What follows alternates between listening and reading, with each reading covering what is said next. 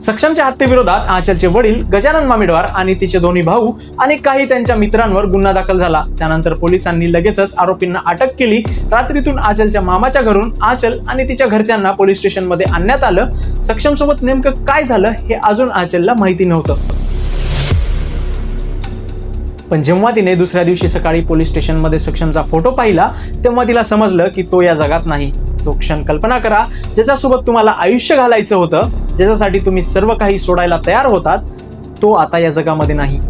ही माहिती समजताच ती सक्षमच्या घरी आली आणि त्यानंतर जे तिने केलं ते पाहून संपूर्ण देशाचं लक्ष वेधलं आहे। आचलला सक्षम सोबत लग्न करायचं होतं, तिला त्याच्यासोबत संसार करायचा होता, मात्र तिच्याच घरच्यांमुळे ते आता शक्य नव्हतं। पण तिने सक्षमला दिलेलं लग्नाचं वचन मोडलं नाही। आचलने सक्षमच्या मृतदेहाशी लग्न केलं, स्वतःला व सक्षमला हळद लावून, स्वतःला कुंकू लावून तिने त्याच्यासोबत सिम्बॉलिकली लग्न केलं।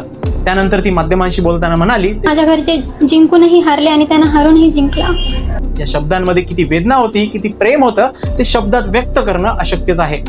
आचलने सिद्ध करून दिलं की खरं प्रेम मृत्यूनंतरही जिवंत राहतं। पूर्ण व्हिडिओ बघण्यासाठी आमच्या यशक्स मराठीच्या YouTube चॅनलला नक्की व्हिजिट करा।